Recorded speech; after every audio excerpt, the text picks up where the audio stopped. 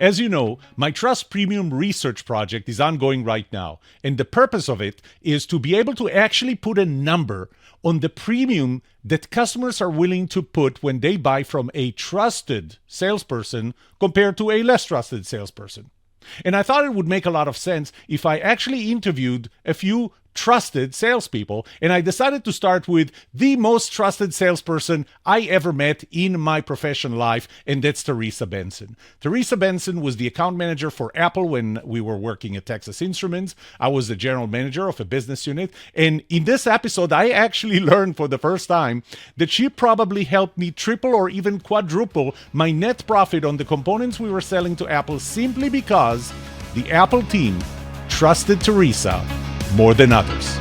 You'll hear more about that right after this.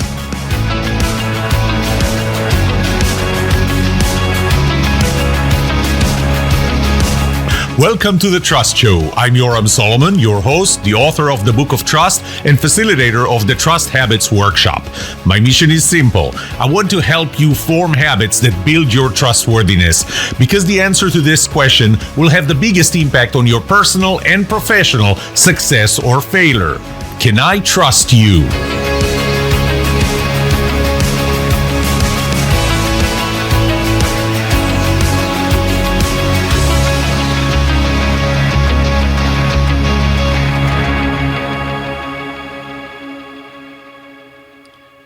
And we are live. So the context for this conversation obviously is Trust Premium. This is the very exciting project that I'm working on, where I realized that being a trusted salesperson would actually not only increase the probability that you get business, but also increases the premium. You can actually charge a higher price, which is based on a research that I started doing about 5 years ago. Mm-hmm. But in order to do that, I needed to interview someone, and I needed to interview someone that you may have heard the name in previous episodes and maybe some of my articles, and she didn't even know that she was mentioned there. But Theresa Benson is the best salesperson I ever met. And Theresa Benson is here today to tell us why she's the best salesperson that I ever met. So, Theresa, I remember how we met. First of all, I never knew that we were pretty much neighbors when I lived in Cupertino in Sunnyvale before I moved to Texas. And of course, I moved to Texas to run a business unit. And that's when we met because you were the Apple account manager. You may have heard of a company called Apple. That little fruit company. Yes, the fruit company out in California that gave Forrest Gump his letter with some shares. Yeah. So you were the account manager. You generated a lot of business for me, and I really enjoyed working with you. So let me ask you this, and I already know that there's the official story and the real story. So I want the real story of how did you become the Texas Instruments account manager, Apple account manager? Oh, Yoram, I told you that in confidence, but okay, I'll go ahead and in confidence. I mean, there's barely anybody listening. But they're all the brightest minds if they're listening to your podcast. No, so here's what happened. I moved to the Bay after having worked in Oregon, and I was calling on this small company called 3Com, which most of your listeners maybe have never heard of because they don't exist anymore. But back in the day, they were the brand if you needed to connect to the internet in any way. They were huge. And so I moved down to the Bay to call on them and them exclusively. Well, I happened to move to the Bay moments before the dot-com bubble burst. And so I couldn't have timed it worse. And, you went from traffic that would be, an hour to go 8 miles to being able to get to the same place in 15 minutes. It became a ghost town.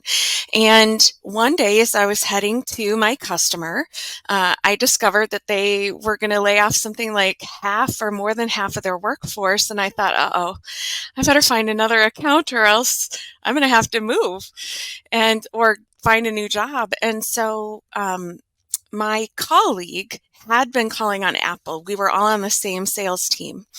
And so in the weekly meetings, I would hear him frustrated, not because necessarily of Apple, but more because their strategy didn't align with the rest of the PC industry. And for context, the PC industry at that time was Gateway, Compaq, Dell was, making some waves there. IBM still existed as a computer manufacturer, and they all had a very similar semiconductor architecture. But Apple, their whole thing was think different, right?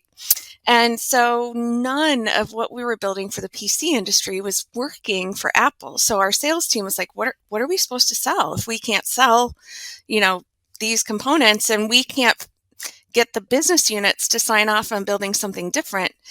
And so I knew he was frustrated. And so I said, well, I've had a crush on Steve Jobs since I was 12. Maybe I'll see him on campus. I'll take Apple. I have time on my hands. And so that's how I picked up Apple. Is I was trying to help out a coworker and hopefully spot somebody famous in the process. Yeah, I had the same crush on Steve Jobs, by the way. Yeah, and I loved reading his biography. Oh yeah. And the when we met, I remember, here's one of the things that impressed me the most about you. I showed up. So this was, I think, the first time we actually met in Dallas. The second time was when I came over for a meeting that you arranged with Apple. Mm-hmm. And before the meeting, first of all, you opened up a piece of paper with an org chart that was highlighted, and you would tell me, this person is going to be in the meeting. They're not big fans of ours. This person is going to be there, this person, and so on. Your knowledge of who they are, what they care about, was amazing. The other thing is, you would pull your phone and you start texting. I remember, I can't remember his name. He then left and opened Nest. What was his name? Oh, Tony Fidel. Tony Fidel, that's right. And Yeah. you text him, and I thought, that how does she have it directly? I mean, she just texts them like they're her friends. Well, because they were. I mean, I viewed my role. So here's a crazy thing about my meeting Tony Fidel. So the very first time I met Tony, I tell the story, and he knows I tell the story. The very first time I met Tony, he yelled at me, and he yelled at me so close to my face that he kind of, splattered. And that's before COVID. Yeah, that was all before COVID. You could just beat on somebody and nobody cared. And but he was so frustrated because we had caused a problem. There was a problem that needed to get solved, and I hadn't been given any context walking into that meeting. And so I walk into this first meeting that I'm having at this customer that I've just picked up, and I walk in, and my competition is in the room. A ton of engineers are in the room, and it's almost like this oblong table with a chair right here that I'm supposed to sit in, and then just people all the way around. And was the chair electric? No, it felt like it, believe me. And so lights in your face. Yeah, lights in my face. He's, think Jack Nicholson in A Few Good Men when he goes, "You can't handle the truth." It was one of those scenarios. And the thing was, he was frustrated. And as a salesperson, obviously I learned from that experience to prepare you before you walk in a room. I wish someone had done that for me. And so the first thing I did is just listen, no judgment, I just need to listen to what's going on. And obviously it's big enough that there's 15 people in this room. And I immediately stepped out of the room, called Dallas, got a resource to get on a plane, and arrived the very next day. We had another meeting. We couldn't solve everything right then, but we got some people from Japan on the phone, and we solved it. And it's not trivial that sometimes big problems are, and this is cliche, but they're big opportunities. If you step up as a salesperson, if you let go of ego and let go of everything that you thought something was supposed to be and instead acknowledge, okay, here's the situation we're in. I have got to solve this before anything else can happen. If you do those things, you really do have an opportunity to make for a better relationship. And so I'd like to think it's because I built trust with them. My very first interaction with them, I acknowledged, you know what? I am not the right person. I cannot solve your problem, but I know people who know people, and I am going to solve it. And yeah, as a result, I could text Tony. They were incredibly kind to me when I left Silicon Valley for the Midwest. After they stopped spitting at you. It only happened once. Yeah, absolutely. Absolutely. In fact, we still message every once in a while. He lives in France now. And so if I ever get over to Paris, I have a standing lunch offer from him. But yeah, no, it's just, it goes back to trust. Like, I had to show that I genuinely cared. And so I don't know if that is part Midwestern girl, that it just comes out of me, but I mean, I did care. This guy needed to deliver something, and my company at the time was in the way of making that happen. And what a lot of people don't realize is, so that was the iPod, and the iPod didn't exist in the world. In fact, Creative Zen was the number one MP3 player on the market. That's right. And, months later, because we only had one chip on the very first iPod. And months later, when I was trying to diagnose what happened and why didn't we get anything, Tony had called in as a consultant and asked for some information about one of our chips. And he had this brilliant idea, which transformed the MP3 player market. I mean, who has a Creative Zen anymore except for, kitsch sort of thing. He had this idea, because back then it was spinning platters, a hard drive, spinning platters.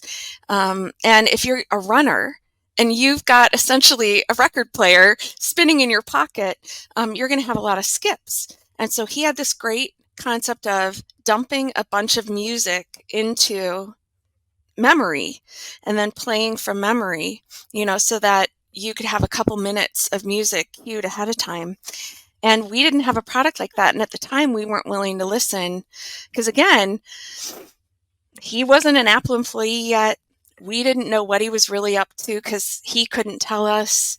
And so, there wasn't a level of trust on either side that we were willing to do anything differently. And that first year, they only sold 64,000, and everybody thought, why the heck did they make MP3 players? And I mean, I have an iPhone. Do you have an iPhone? Yeah. I mean, it's magic what happened as a result. I remember you came to talk to me about a component that they needed, and they needed to be assured of certain volume. And I remember that was the year, if I remember correctly, this would be something like 2003, maybe into 2004. They were selling about 1 million iPods, maybe even less than 1 million iPods. And they said that the next year they're going to ship 8 to 10 million. And I remember that nobody believed them. But you know what? Did you see the movie Zero Dark 30? No, I didn't. You have Tell to me see about that. it. Okay. Jessica Chastain, she plays. Yeah. This is about the raid to get Osama bin Laden, and there's a scene there where Jessica Chastain, Maya, the CIA agent, she just convinced everyone at the CIA that she knows where Osama bin Laden is. She's sitting down with the Navy SEAL team. They're playing horseshoes, and one of the Navy SEALs turns to the other one and he says, "Do you really believe her? I mean, Osama bin Laden?" And the other SEAL goes, "Yeah." And the first one says, "Really? So what convinced you?" And he turned to her and he points with his hands and he says, her confidence. You know what, Theresa? This is exactly what I felt. Of course, it was years before Osama bin Laden was shot, Right. Yeah, but exactly. that was when you came in and you said they're going to ship 8 to 10 million. I was convinced, and the only thing that convinced me was your confidence. And confidence, by the way, is a big part of trust. It's part of competence. I believe you're competent because of how confident you are. And you were right. Actually, you were wrong. They shipped more the next year because the one thing that happened in that 1 year gap was they came up with a weird thing called iTunes. Yes, exactly. Yeah, no, it's funny, it's a sort of a positive reinforcement loop, right? If you build trust with a customer, you can get more information from them because they trust you. And then that gives you more confidence to ask for the order or to ask of the factory, because that's what we used to call headquarters, right? Oh, I've got to talk to the factory and see if we can do X, Y, and Z.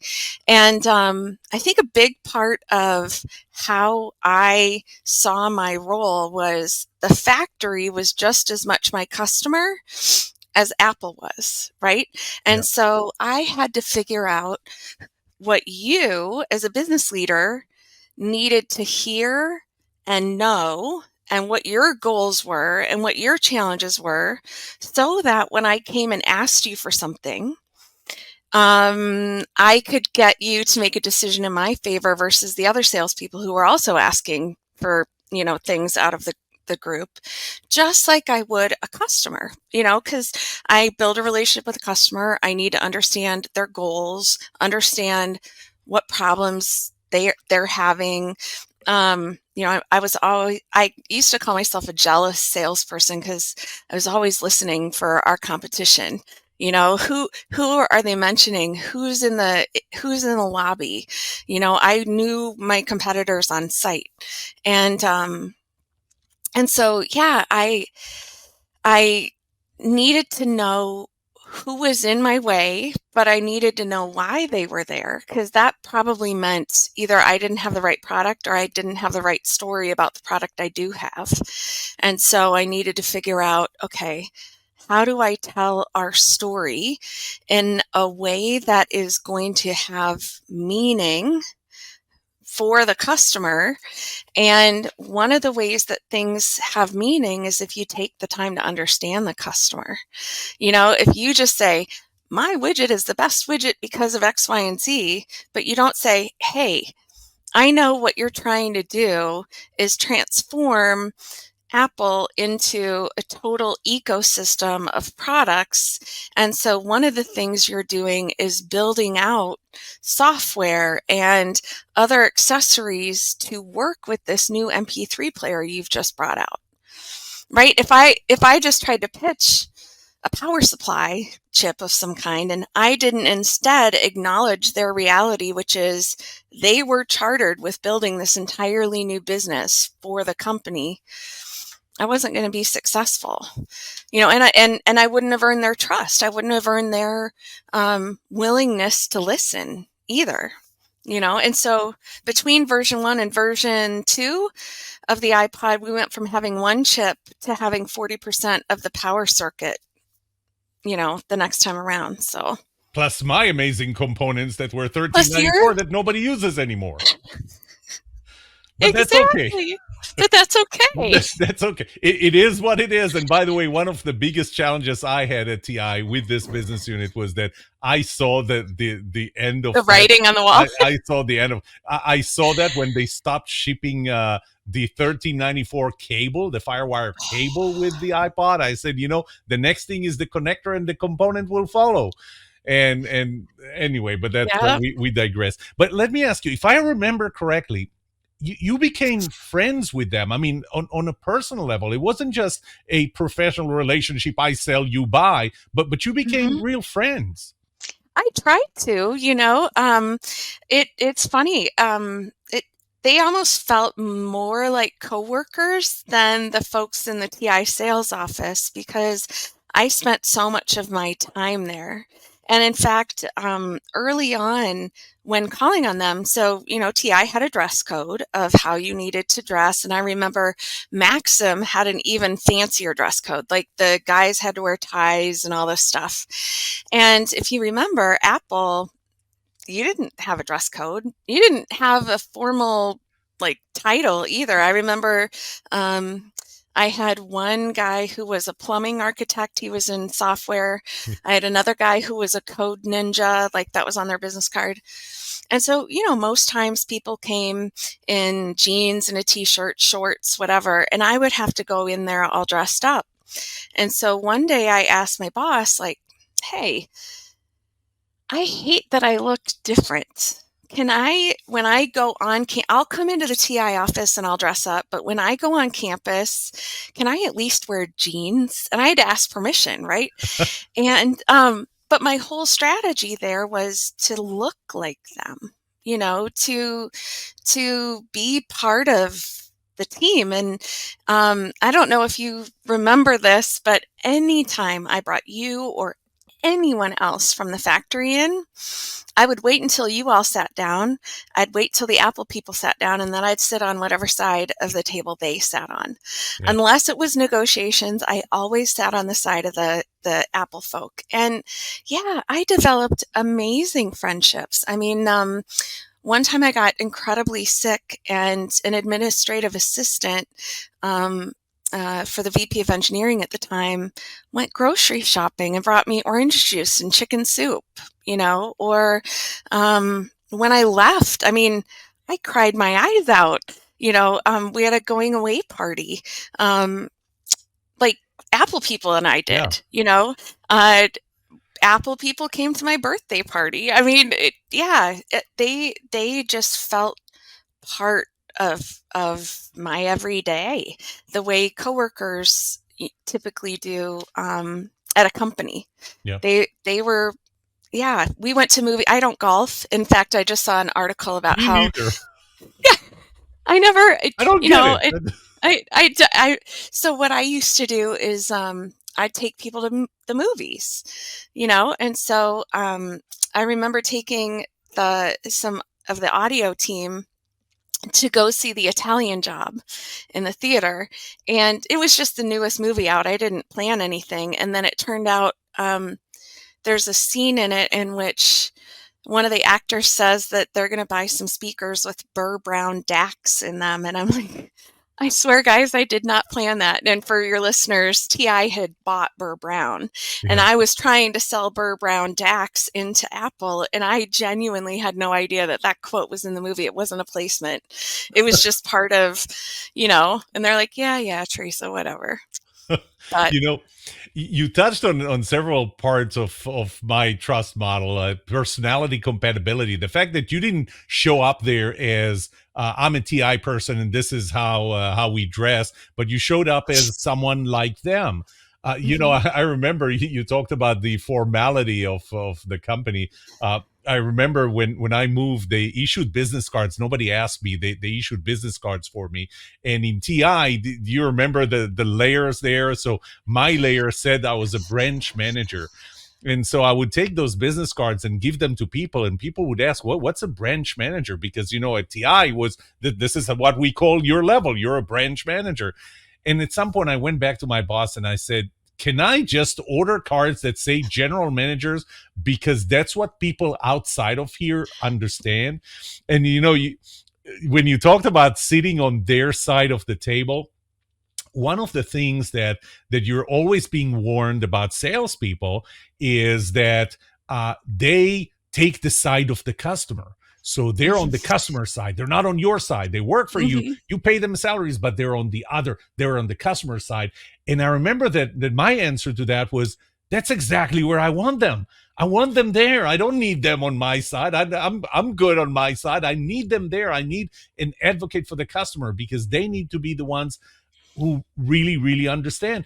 And when you talk about trust and understanding the business manager inside of TI, Hmm. I don't know if I ever told you that, but you were the only salesperson in all of my time in TI who I ever disclosed my cost structure to, because I was always told Never.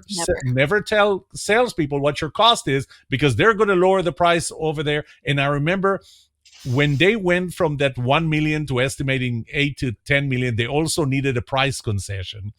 Yeah. And you came in and you told me they're going to need a better price, and I told you, this is my cost, this is the gross margin where my boss makes my life miserable. You Right. go and do what you can, and I trust you. Yeah. Yeah. And, and I don't even know how to explain how much that meant to me. And no offense, but you weren't the only one. Over time, I built trust with various business units to the point that I could get that cost information. And I'd like to think it's because I could sort of command a premium, for the product. But I always tell people what I'm really good at is a blank sheet of paper and a goal, right? So I don't want entirely blank, anything. I want edges. Tell me where the edges are. And I may come close to the edge, but I am going to stay within it because that's my agreement with you. I said earlier that I looked at the factory as a customer of mine. And so you guys have goals and objectives that you're trying to achieve. And so if I do something like go to the floor with a price, I'm not going to get what I need the next time. I will have broken trust with you, all of that stuff. Instead, my job was to set you guys up for success. And so wherever I could, if I could get a good margin for you, that made you look good with your leadership. That helped TI out as a whole, of course. That helped me out because that got me closer to my financial goals as a salesperson. And as long as it wasn't, you know, oh, what's the word I'm looking for? Like it wasn't using the customer Yeah. or wasn't cheating the customer. It needed to be balanced on both sides. Then, yeah, I considered it a success. It's all about speaking the language of the people you're talking to. Yeah. So, like You when know, I would bring, yeah, go ahead. you said a word here that obviously you just opened the door and we're going to walk together through that door. You said premium. And Oh, that is my new my oh, new right. word, or my new two words. The Yeah. logo came in yesterday, by the way, for Oh, Trust Premium. But congratulations. so here is what I'm going to ask you. Hmm. Do you think that because of that trust, there were times that even if our components were on par with another competitor's components, you got the business because of who you were, not because of the component? Absolutely. Absolutely. Yeah. Um, I I negotiated all of our commodity product for Apple. So there's differentiated products and then there's commodity product. And there were plenty of times where they could have bought any number of vendors' components. But because I had delivered, because I have this expression, run your talk. So, that idea of walk your talk. If you say something, then, Yep. walk your talk. Well, my philosophy is run your talk. If you make a commitment, deliver ahead of schedule. Anything you can do to show that you're not just walking your talk, you're running your talk. And so when it came to commodity components, absolutely we gained share, not because we were any better from a chip perspective, but because of the relationships I had built, because of the honesty, like with which, because I also, trust isn't just about winning business, it's winning the right business. That's right. So my customers trusted me if I said, you know what, I can't do that price. I can't. So if you need to go with them, I understand, but this is my price. And sometimes they would still buy mine instead.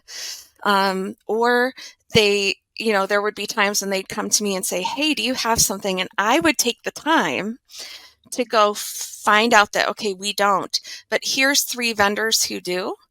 So I just did a little bit of work for them and I'm not going to make money right now, But down the line, I will when it's right for us. And as a result, I got more business. People trusted that I'm not there to take advantage of them. I'm there to help them solve problems. And so, all things being equal, they'll give me first right of refusal or better, you know? Let's talk about or better, because you said that even if I couldn't meet the price that they wanted, they would still end up buying from me. I know I'm going to put you on the spot, and I don't know if you can come up with a number. Can you put a number on that, a percentage, to say, if I was 10%, 20% higher, or if our competition was 10% cheaper, 15% cheaper, they would still buy from me? What does your gut tell you? What was that?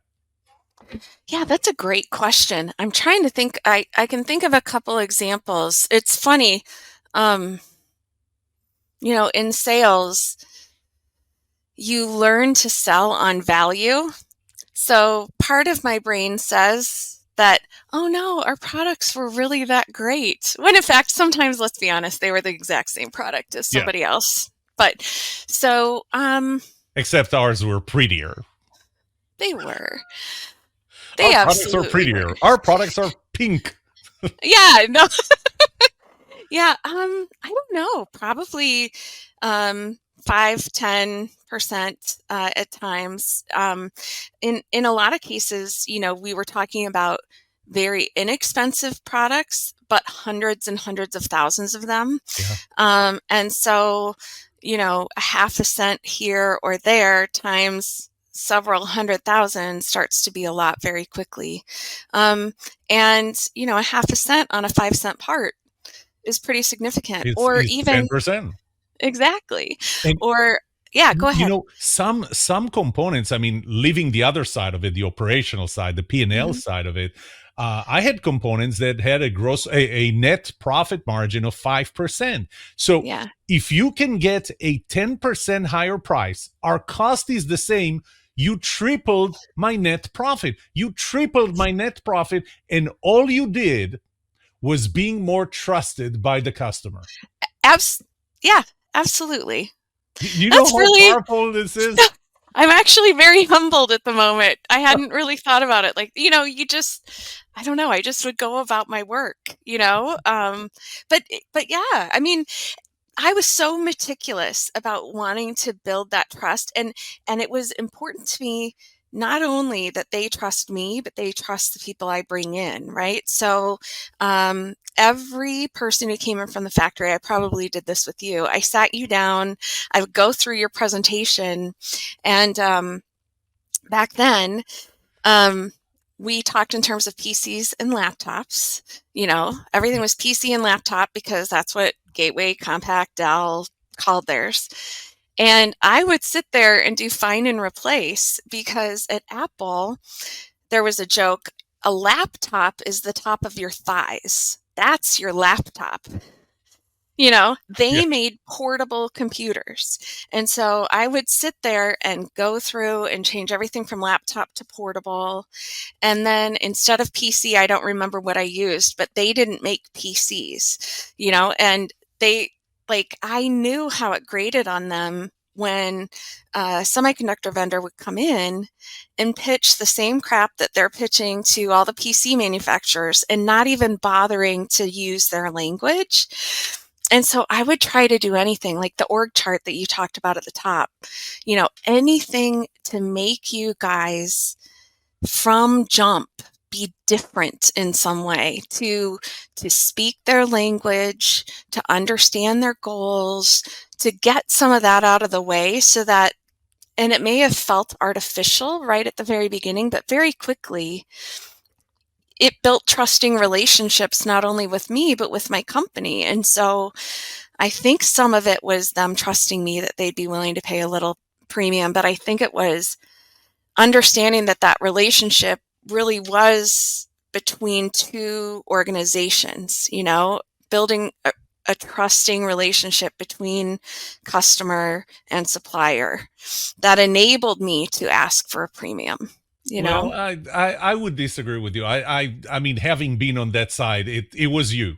It was you, and it was the relationship that you have. I'm glad that you're humble, but this is what it was, because I worked with others, Yeah. and I worked with other Yeah. salespeople and other customers, and I Yeah. didn't have what I had with you, what you Oh, had with the customer. thank This you. this was you, and you touched on several of the components. The Even this little, what appears to be this little tiny component of, let's make sure that we use the same terminology. My definition of empathy, which is one of the critical components Yes. of trust, and what I call personality compatibility. Yeah. Empathy is not sympathy, it's not pity, it's not compassion. Empathy is your ability to see things from the other person's perspective, as if you were them, not as if you were Yes. you. And you Yes. had that ability, and that helped build that trust. Yeah. Yeah. Yeah. Absolutely. I mean, I guess wearing jeans and sitting on the same side of the table as them helped me feel like I was part of them. Yeah. Because I I really cared about exactly. I mean, I got to know their planning managers and their product managers. Those people don't make semiconductor decisions, right? But I got to know them because what they needed drove what the engineers were going to be doing. So the more I could get to know them, they were further upstream. I could start to figure out what was headed toward my engineers being my customer, but my engineers, I could start to figure out, okay, that's coming down the line. How can I help them before they even know they need help? You know, just it was all about just making sure that I was taking care of and taking care of both sides, taking care of the factory, trying to give as precise forecasts as I could. There's a guy at TI, his name is Alan Beeland, and I will be forever grateful to him because he taught me about pivot tables back in the day. And once he did, oh, God bless, the ability to forecast demand and tweak things and sit down with an Apple person and say, okay, here's what the product managers told me. Here's what you're telling me. What do you think it really is? I could do that crystal clear, and that's all because of Alan. Yeah. Yeah. Well, we are running close to out of time. And Theresa, first of all, okay, you helped make the case, and hopefully our listeners are listening now and understanding what it takes to be a trusted salesperson. And hopefully they see the link between being a trusted salesperson. Now let's build you up a little. Tell us what you've been up to, because a year and just over a year ago, you went full time doing your own thing. Tell us what it is. I did. Yeah. So thank you very much. And one last little thing. If growing business 7.5x in just 3 years is not evidence of what trust can do to growing revenue and building, premium relationships, I don't know what is. But It, yes. and since you brought this up, and I'm not going to go specifically into very, very accurate numbers, but just so that our listeners know, the amount of business that you brought to my business unit alone from Apple was in the tens of millions of dollars per year. That is Yeah. my business alone. Yeah. And you worked with other businesses, and Mhm. there was a premium there. And if that premium was 10% only on my business, you grew my business, not to mention 3 times in profit, but you grew my business more than $2.5 million in revenue, just to Yeah. put things in perspective. But tell Yeah. us about you. Tell us Okay. about what you Yeah, do. yeah, yeah. So, yeah, about a year ago, I took a step back from what I had been doing.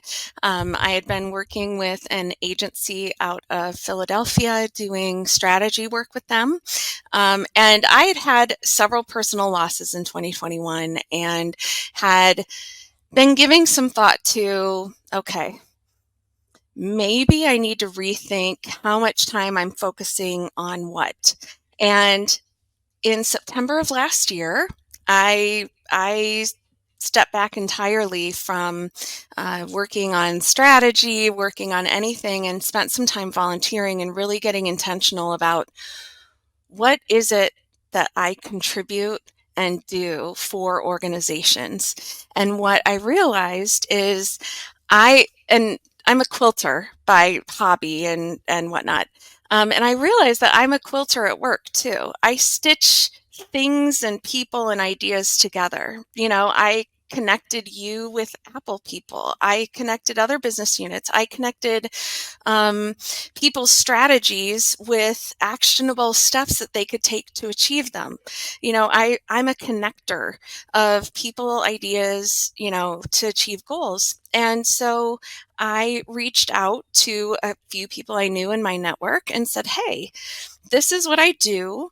If you know of a business who is looking to grow their revenue in a meaningful way, or they need help restructuring or developing product strategies or marketing strategies, I'm here.